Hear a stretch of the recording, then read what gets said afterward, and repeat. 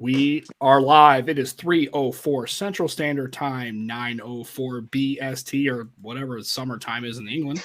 And it's 1:05 p.m. in Pacific Time Zone. The reason why I mentioned that is you are on the Nomad Tech Project with Sam and Joe. And if you're watching the show, which you probably aren't because nobody knows we're here yet, you see we have a very illustrious and awesome guest, and I couldn't think of any other human being to have on for our first show. It's Juan Bagnell, aka some Gadget guy. Welcome to the show, sir. How are you this afternoon? I'm hanging in there. It's a nice chill Sunday afternoon here on the West Coast, and thanks for having me, guys. I'm honored to be your first. This is amazing. It's all downhill from here, guys. Right. So. That's and then I also because. You're rocking the merch. Of course, because not only is it appropriate, but I've actually had people stop me in the store and go, yeah. They know. If you know, people know what's up. Right. Yeah.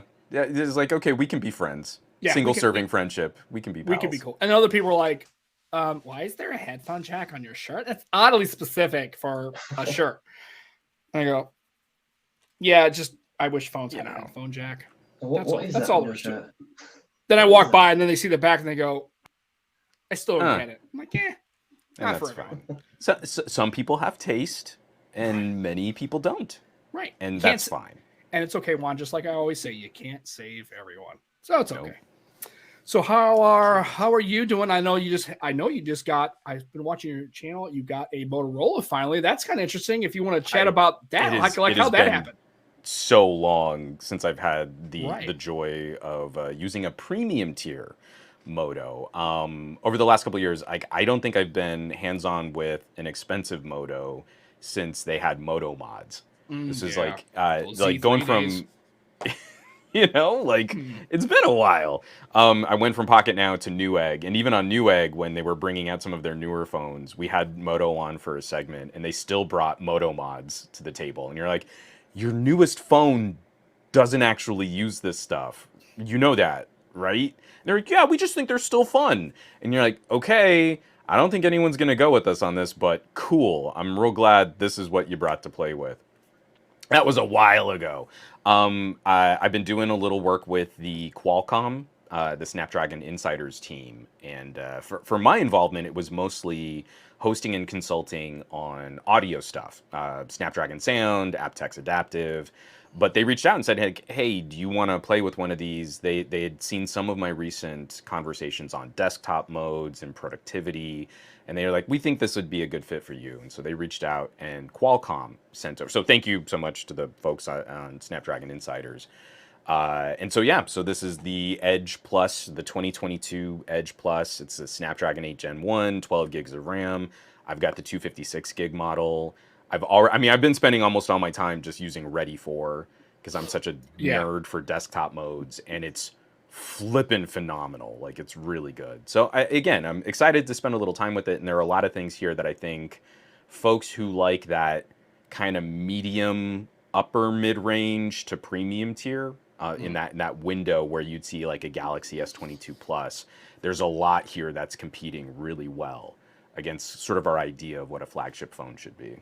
Well, and the only really question I have for you, Juan, is how does it feel in the hand? Oh, you know what's really interesting? I'm glad you brought that up, Sam. Because most phones have rebar. Have they come off of that now? I'm really glad you brought that up. This is probably the most important thing. What I need is about 7 minutes of B-roll, where I'm just slowly panning the phone across like an empty field. I don't have much to say about it, but because I don't, you're going to have that really pretty B-roll, shallow depth of field shot. It's very cinematic.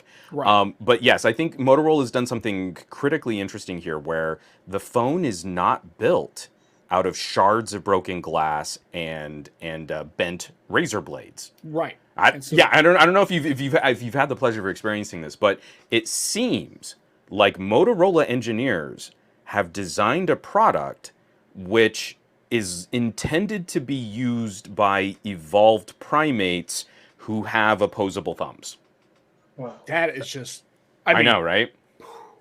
Exactly. I saw that. Emoji, I was like, are you kidding me? Does that mean literally, that's fire? That's literal fire right there. It is.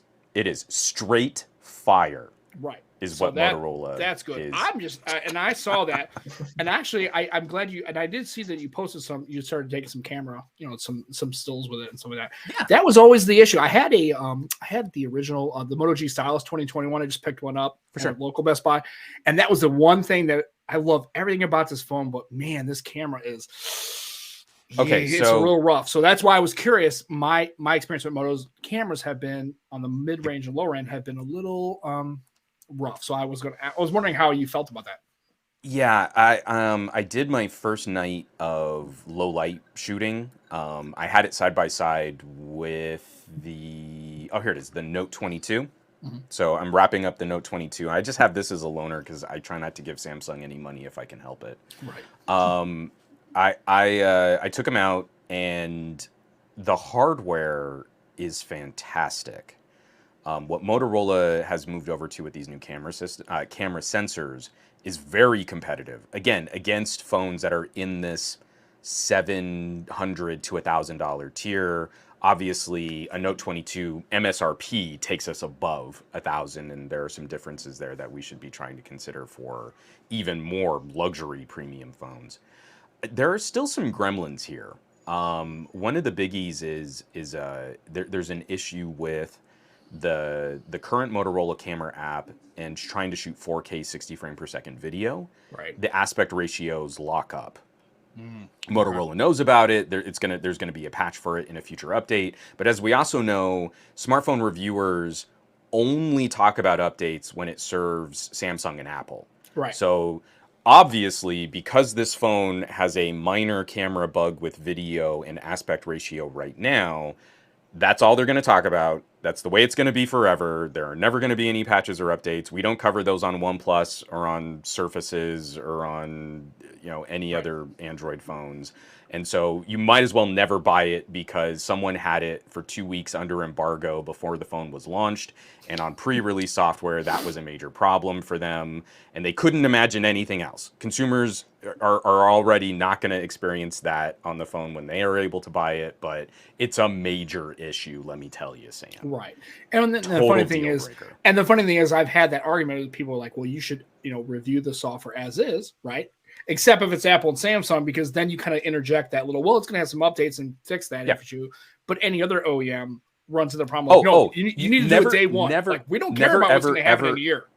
Never buy a phone for what it might do in the future. Except, don't you know, Samsungs and Apples get years of software support, but never buy on the potential.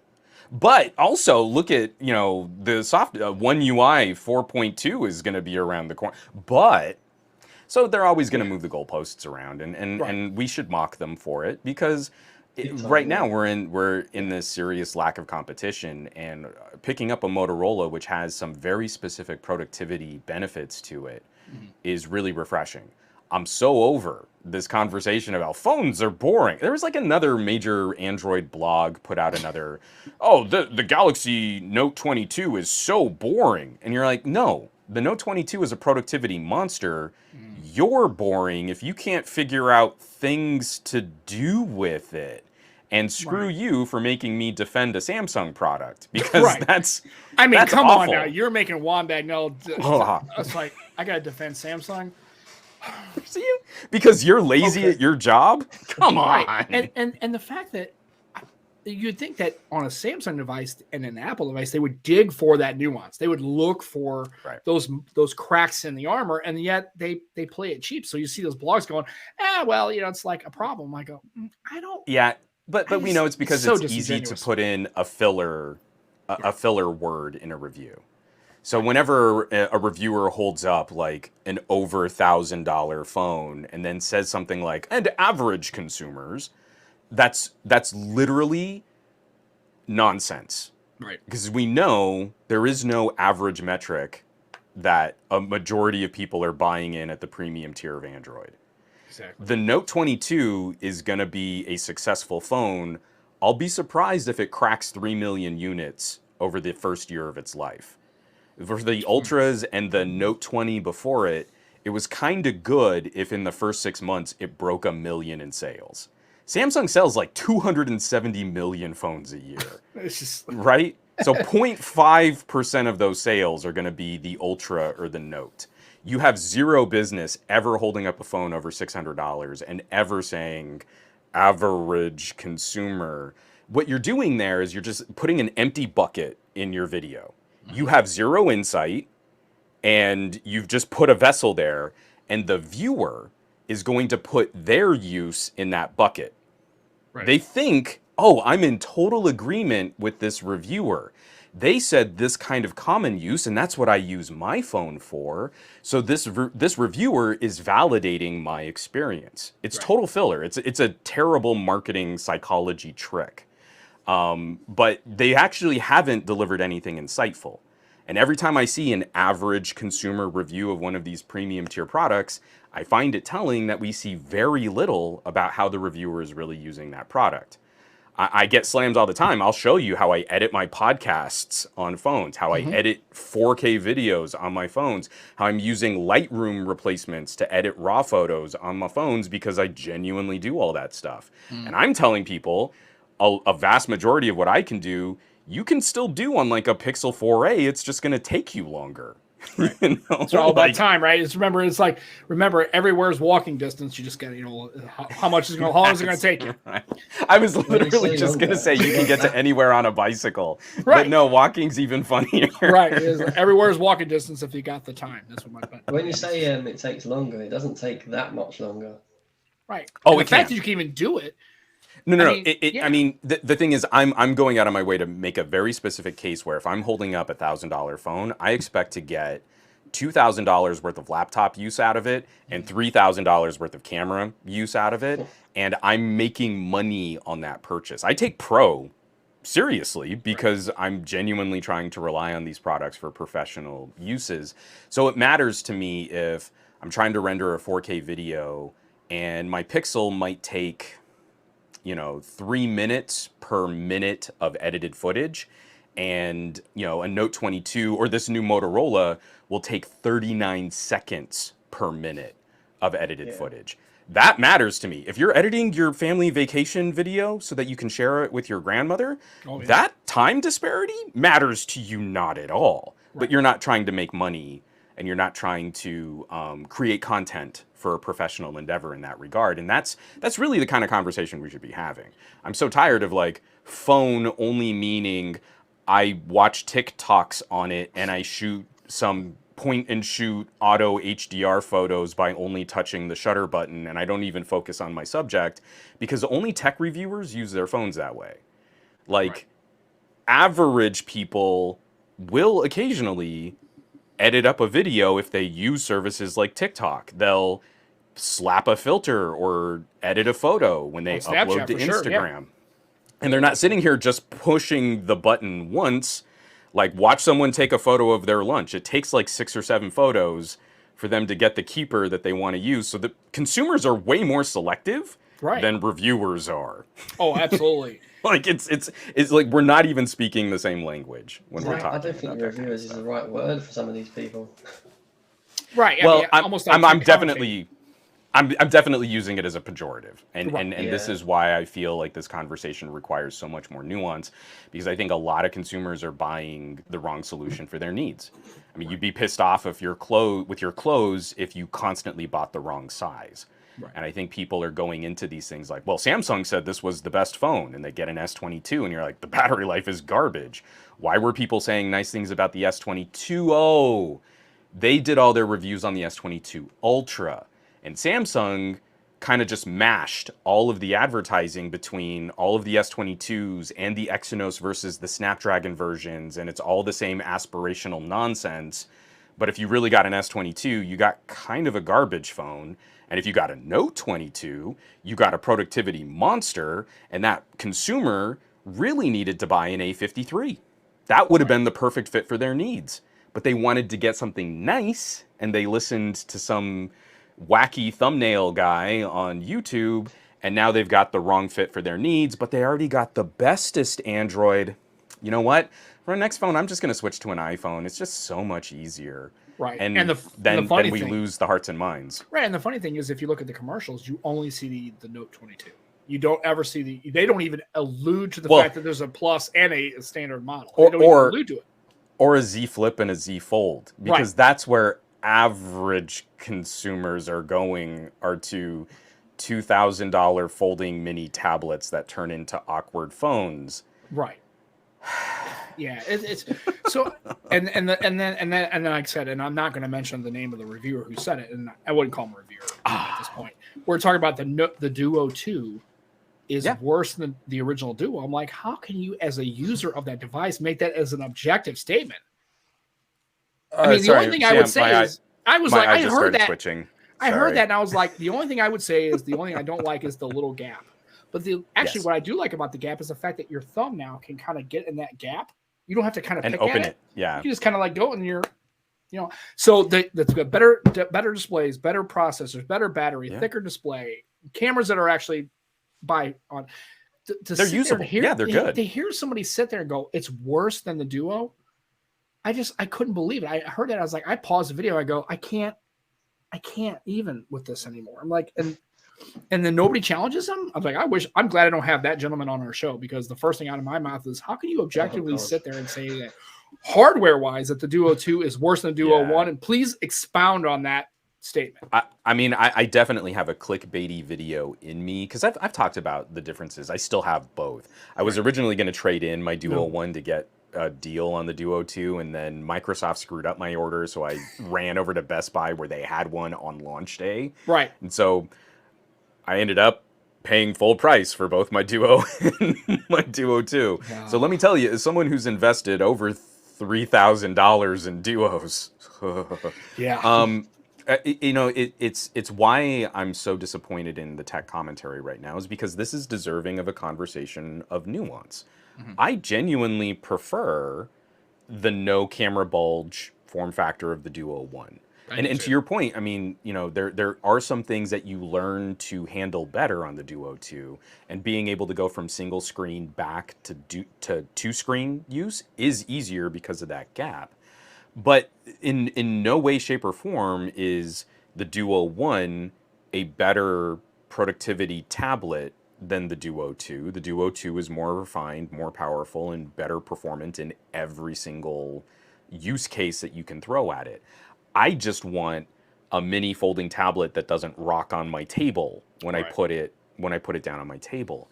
So again, that's a conversation of nuance and personal preference. Like, I can express that pretty easily. It just takes me a couple more sentences than a stupid clickbaity title. Oh, Duo 2 is garbage. The Duo 1 is better. It's better. And you're like, you're speaking about one hyper-specific form factor issue to a device that's going to sell thousands of units. Right. Maybe 10,000 if you're lucky.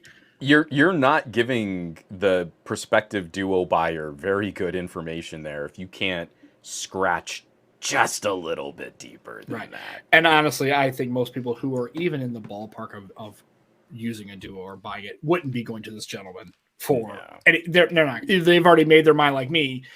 And speaking of that, I kind of want to leverage that into the next topic. And I want to talk more about something that you probably don't talk about very often anymore. And it's like, other than the headphone jack and the SD card, what are the things you missed about older Lumias, older HTCs, older phones? Like, I mean, let's just get out. Obviously, I'm going to accept the present situation that the headphone jack and the SD card and the removable battery are kind of things that you would kind of go for. Like, that's the layup here, right?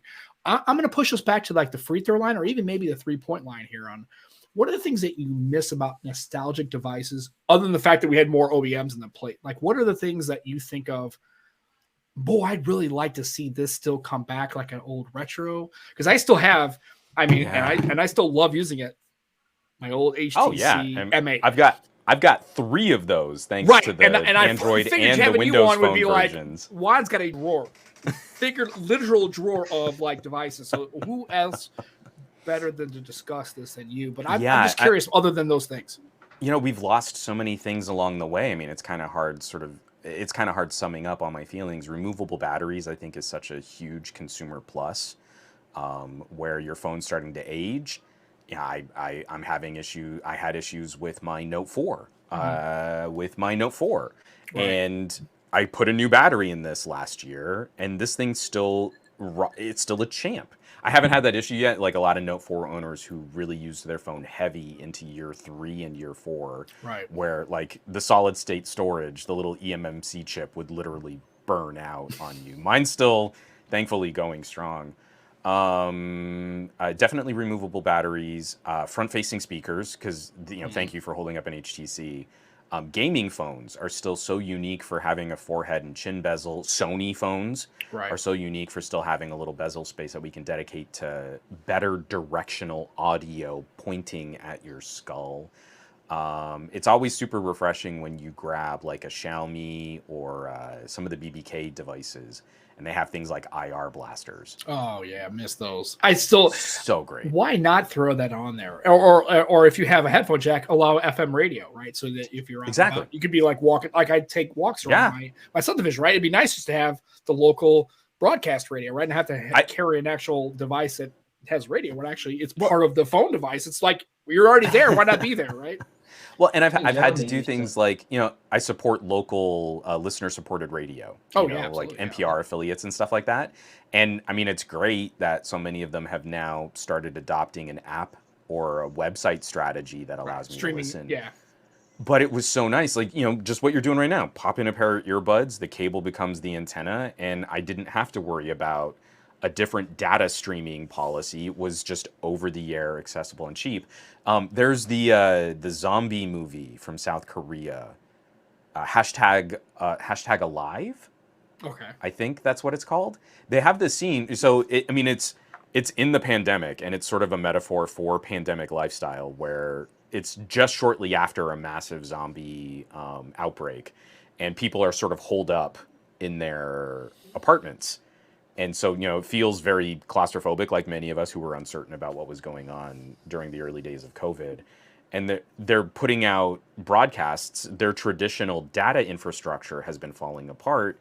And so the main character is like trying to get these updates, and they've been putting them out over radio. Mm-hmm. And he dumps out this box, and it's nothing but like Bluetooth headsets and earbuds.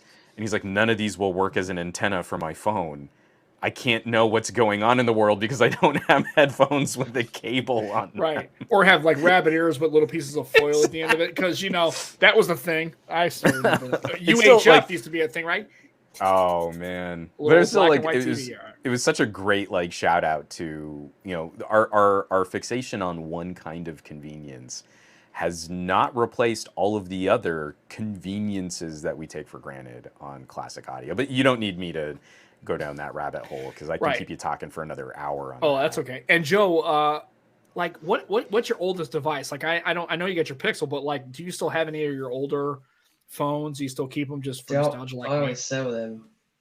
So you have to talk. Like I said, and so I was curious, like what are the things that you miss about like the things like other than the stuff we talked about here? I'm curious what your thoughts are.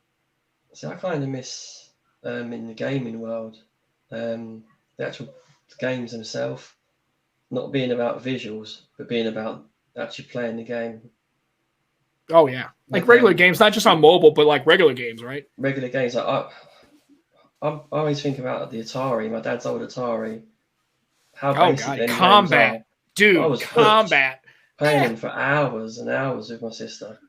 Right. And the games don't catch me like that anymore. Well, I think we've lost. Yeah, I think it was because remember when Juan and I are probably fairly the same age. I'm 47, so remember we're that ancient. You couldn't capture an arcade experience at home, right? Or when if you had a television or if you had an Atari, the only game which I thought was interesting with the ColecoVision had a Donkey Kong arcade port, and that blew people away. And that was the first time we're like, okay, because remember when you were a kid, if you wanted to play the arcade games, you had to go quarters across the cabinet and you had to go old school, right? You couldn't replicate that at home. Nowadays, arcades are gone because you could always replicate that experience at home. Like once Mortal Kombat came, why go to an arcade when you can just plug it in and then now you're online? NFL 2K1 was my gateway to online playing and getting your ass kicked, on Dreamcast, like playing NFL 2K. But yeah, I think once we shifted, it was more about the graphics of the game and not necessarily the content and I want to spend 2 hours and just playing a game, and even games that are hard. I mean, that I think we've gotten to the point where it's like we have to have easy mode for everything. I remember games like Solomon's Key, which were crushingly difficult. Like if you didn't do it right accord, and now Elden Ring, everybody's complaining about it's too hard. I'm like, back in the day, every game was supposed to be crushingly difficult. Like you weren't supposed to beat that in a sitting. I remember researching walkthroughs, trying to find out a way to game FAQs. That was in the day when you had the old ASCII text, right? The regular text about. But Juan, I mean, it's like, what do you like? I know it's hard to recapture that, and then of course we're exposed to that. We were in the days of the Cold War. When the Cold War was a thing, right? Trying to explain that to younger people. Our games were crushingly hard because we faced the threat of nuclear annihilation every day.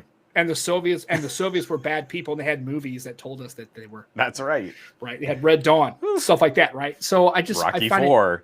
Right, exactly, right. So I'm curious, like not just in mobile spaces, but just like in regular old tech, right? Old gaming. Yeah. You know, I think we have to sacrifice accessibility for some of the things that we look for. I mean, because you kind of hit the nail on the head though, where I feel a part of this is just the convenience of how we talk about things being very broad and very shallow, and it doesn't take much to find some of those analogous experiences to what we had when we were younger. We have to be better motivated to go and look for them. They're not served to us because of the way that we now consume all of our content through popularity algorithms. Like, I was about to bring up like, hey man, it's so funny. We used to grind on games like Contra, and then like, oh, but no, I have spent an inordinate amount of time trying to get through the real true ending of Dead Cells.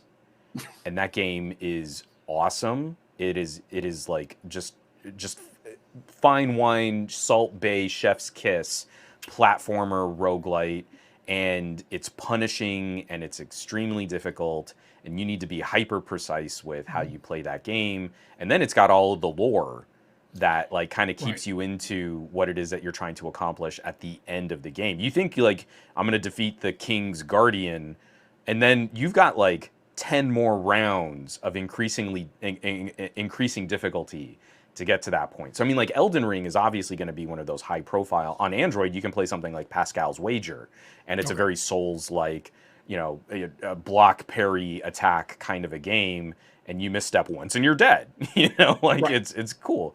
But like for every Castlevania Symphony of the Night, there are also a handful of sort of Castle Metroid clones that you can also experience that reward you for investing that time. I love showcasing the developers that do a good job of it's not just pixel art. It's not just 8 to 16-bit graphics, and that's nostalgic, so that's fun. But it's also inventing more modern gameplay interactions. So like if you're really into Metroidvanias, like a game like Dundara, it's a little older, but Dundara is fantastic, and it really leans into dual analog.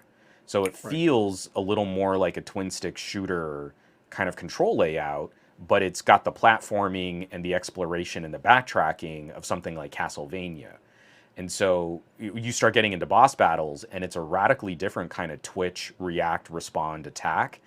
But it's super refreshing, especially if you're an old geezer like I am, that used to build up all the calluses on my, thumbs from my Nintendo thumb was a real thing, right? Yep. Yeah, fatigue. So, but again, that kind of an experience isn't just going to be served to you, and it's the same problem I have with people who say phones are boring. Like this stuff isn't boring. You're boring. You're not trying to pull across. Trying to look. Open the shed and look what's inside of it instead of just saying, "Oh, this is a busted ass shed," right? It's exactly rusty. You'd be surprised if you're willing to dig in some layers and get into some, and get into the meat of it.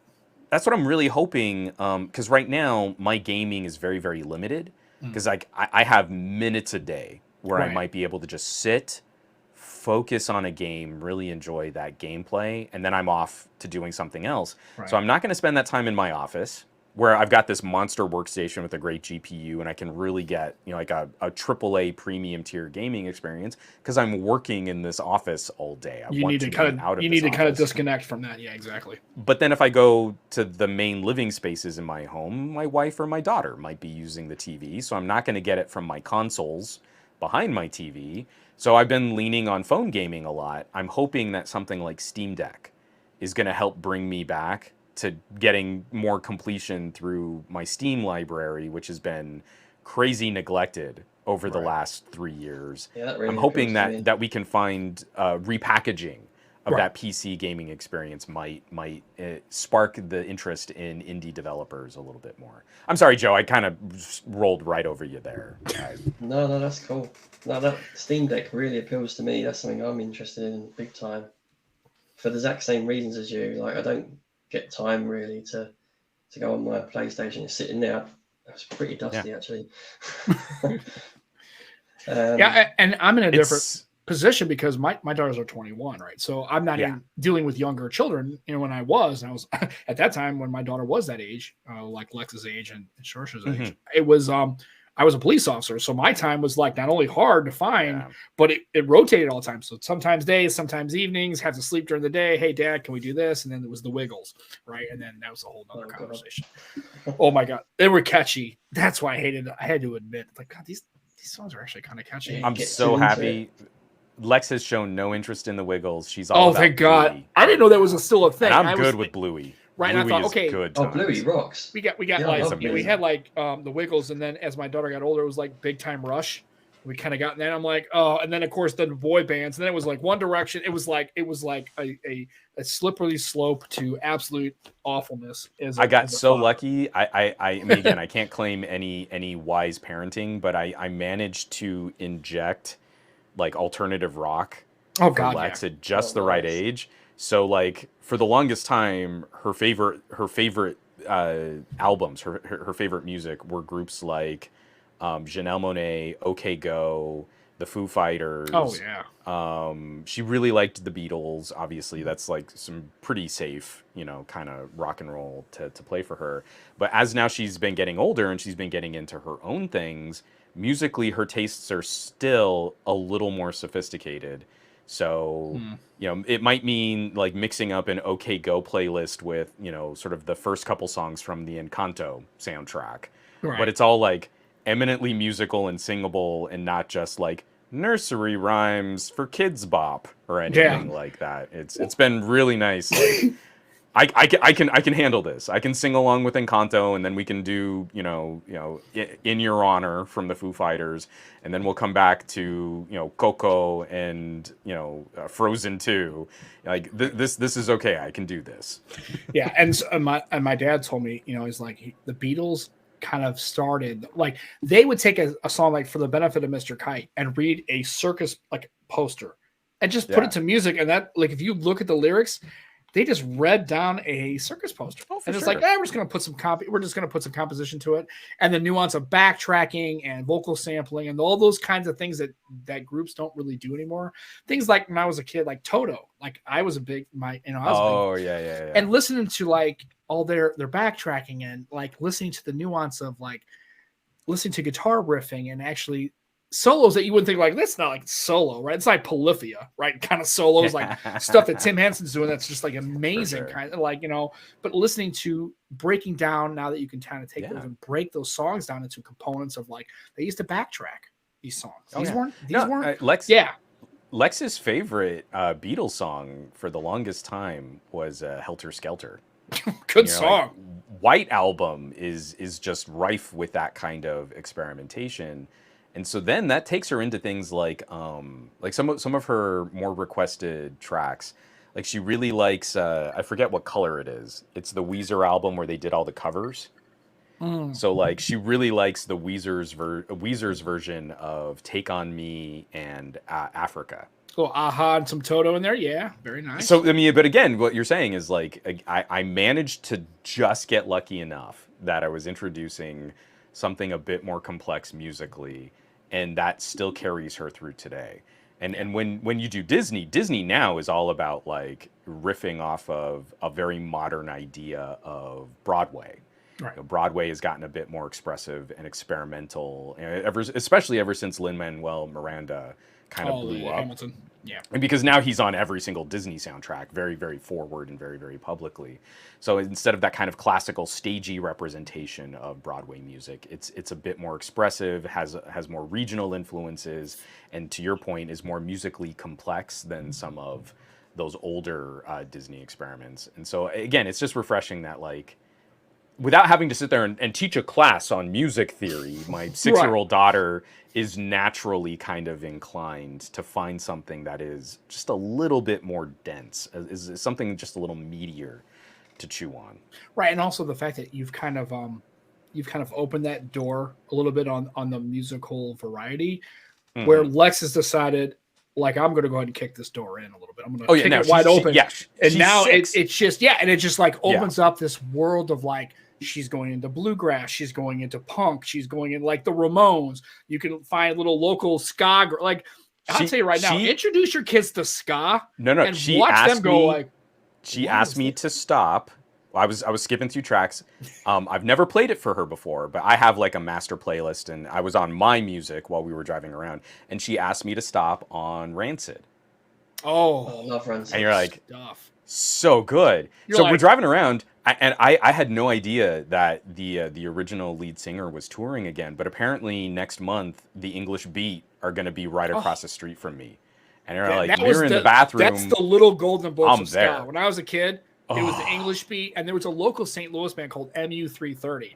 Was a little. I know MU330. Yeah, so they toured. They went through Albuquerque when I was a kid, and they all went to SLU High School, and that MU330 was the section of the music class they all started to do this in.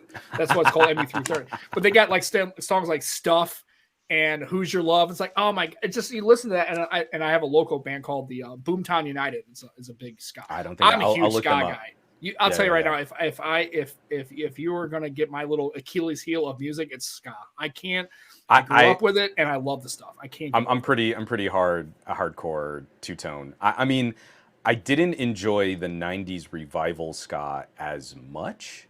No, we're talking about Mighty Boss kind of stuff. Yeah, like, okay, they're good. Boss Tones are okay. I went in deep though on the bands that were really trying to emulate the slightly more mento and dub British crossover stuff. So like, I don't know if you listen to Hepcat or the Stubborn All Stars, but it was usually a little bit more down tempo, a little bit more reggae influenced, but still with the horns. Right. That's the big separator. It's like, I want that brass. I want the brass in there with something that maybe has some punk elements to it.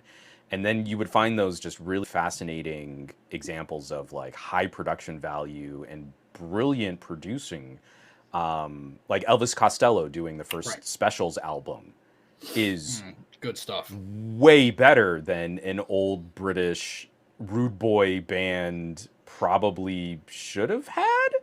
And that album is awesome. I mean, it's just like, it's such a high watermark for a genre of music that a lot of people use as the punchline to a joke. Those types of elements, like, again, if you've never listened to Hepcat or Stubborn All Stars, Selector, King Hammond, Desmond Decker, I mean, that stuff is just, it's so good. It's just golden. So if you like the horns and you like a little bit more of a punk kind of metal thing, you have the Urge. That's another St. Louis. Oh yeah. Yeah. I mean, even to their appearance on what was it, the Titan? Yeah, Titan AE. Titan E. Yeah, they had the theme on that. It's my turn. Yeah. To fly. They actually, the guy Steve Ewing, who's the lead singer, has a hot dog shop in St. Louis now. He's kind of like, and he still does. Oh yeah, and it's called Steve's Hot Dogs, and it's legit. And he's got a bunch of if you came to St. Louis, Juan, the first place we're going to Steve's because they got all the Star Wars stuff. There. And Steve was always in the shop, so I've actually got a picture of me and Steve Ewing and my daughter. She's like, it would 14, be impossible for. Can I swear on your podcast? Absolutely, it's explicit as fuck. It would be impossible for me to not go up to the counter on that and just be like, last night was a bitch for me. And just see if anyone catches it coming. Oh, yeah. Everybody's going to be like, this asshole. Yeah. Really? Like every single time that intro line kicks on, because I've got that in one of my playlists, every single time I get goosebumps because it's impossible not to scream along.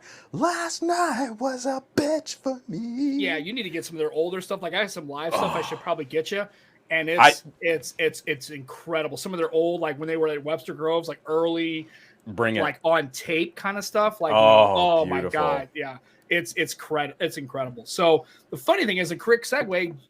Joe was saying, "What did you have for dinner today, Joe? What was dinner in the UK, by the way, just so you I know." had a takeaway. I know you don't call it takeaway. We'll get. Go ahead. I had deep pan pizza. What else did you? What else did you add with the deep pan pizza, Joe? I had a side of some chicken wings. Uh-huh. I had some Nice. jalapeno cream cheese poppers. Right. They were very Excellent. nice. Good. Some free enjoy all garlic this. bread come with it, standard. My question is, why that does not sound very British to me. It's very, very Domino's-y to me. It's Wow. like poppers. I'm like, oh man, come on now. If I told you the toppings, it gets even worse. One was tandoori chicken. Oh, One was Mexican. I was going to say, pop. did you smother it in brown sauce? What is like? No, so Sam, I know you've got this like this regional specificity on like pizza and stuff. Being of the Hispanic persuasion myself, I've always appreciated that our food is often one of the infiltrators in getting people to experience what our culture really represents. You know, like we can sneak in the gateway. Exactly. We can very subtly sneak in with some good, unique cuisine. And then, like before you know it, you know you're listening to Tejano, and your dancing skills have improved tremendously. Right. And you know, I feel like that is lifestyle. I've always appreciated that. You know, like I would feel someone who appreciates the many varieties of excellent pizza would love to see our British neighbors getting access to better food. I'm just glad the fact that it was available. And although I did ask him, he said he called it a takeaway. I said, did you actually go and pick it up and bring it home? He's like, no, it was delivery. I said, well, it's delivery. If it's a takeaway, you're taking it away. We call it carry out. But it's okay. It's not DiGiorno, it's delivery. Right, exactly. So. And I'll tell you, I'll tell you this much. Driver took it out. When it comes to food, Juan, and I agree with you. I finally got a They took it away and Yeah. brought it to me. So again, it just took a little bit more of a mental explanation, and you didn't take it away, but it was taken away. So I guess that counts. Yeah. Is that what we're doing? So the reason we had this deep pan, so we went to a wedding last night. So we're both pretty hungover today. It's like 9 o'clock at night in the UK. You're still hungover? Is it really? Yeah, I've been sleeping a lot today.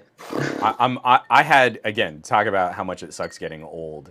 I had 2 beers and a bourbon last night and woke up like a hammer had just like shattered my skull. Oh, you don't have a pint of water. Right. Gatorade. That's the trick. Gatorade or a Peter. I didn't drink enough water in between. That's usually my hip strategy. But yeah, last night for us was Douglas, which is just this little. It's right next to Cupid Hot Dogs in the valley. Okay. So one of those old roadside, no indoor seating, patio furniture out front. Yeah, just pull up and go on the car. Yeah, absolutely. And like burger and fries, kind of like Five Guys, but so cheap. And like I'm so glad, you know, like my cousin was like, hey, don't get 2 orders of fries. I mean, like, yeah, but there's gonna be 6 of us. She's like, don't get 2 orders of fries. So our food comes out in the greasy white paper sacks that you're already able to see through. Yeah, that's the way it should be. The quantity of grease. Right. So it's like 4 or 5 burgers, and they're in one bag. And our 1 order of fries is in a bag larger than all of the burgers. And it's full. And we walk around the corner, and you can see some dude, and he's just going buck wild on this potato masher thing. It's all real potato that they're using for these French fries. But like to keep up with the demand on the fry orders. He's just cranking. Yeah, he's in. He's like, boy, I wish I would have had an automated one of these things because that would be dope. Because this manual shit is not getting it for me. I'm like losing my mind, man. That dude was cut.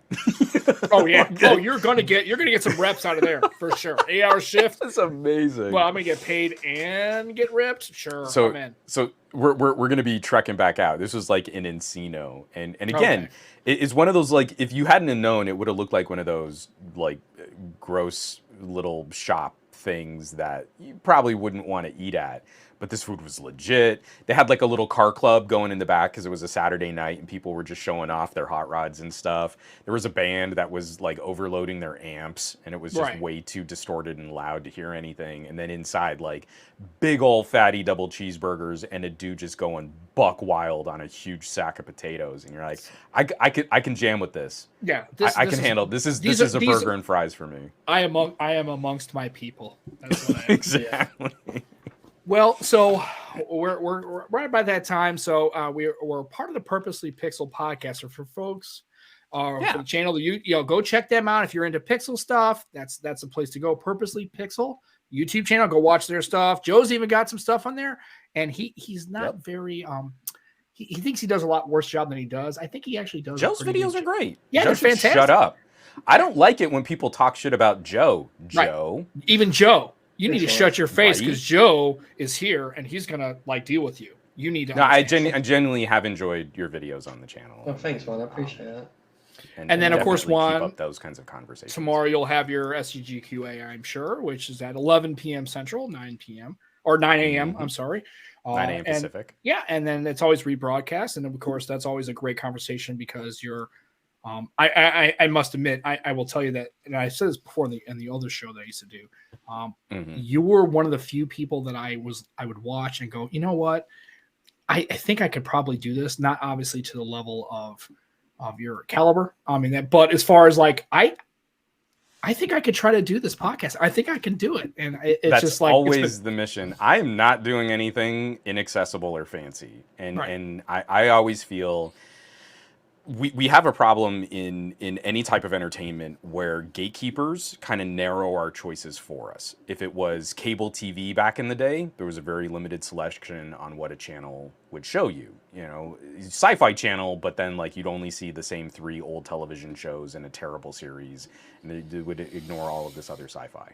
And now with YouTube and Facebook style algorithms, there's an enormous, broad community of people putting out really insightful, really well executed content, but they're not the biggest tentpole money makers on YouTube. So if you try and find one of these channels, you're very likely then going to get recommended someone with like 10 million subscribers. I mean, you do this experiment right now. Go find a tech channel with regular videos being uploaded who have like 1,000 subs.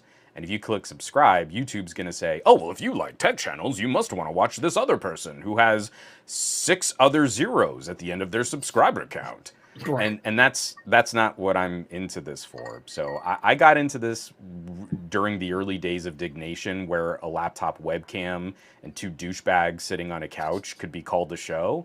Right. And I haven't evolved that much since then, but I feel like if we don't get the insight and the contributions and the conversations from a wider group of people, then our hobby dies.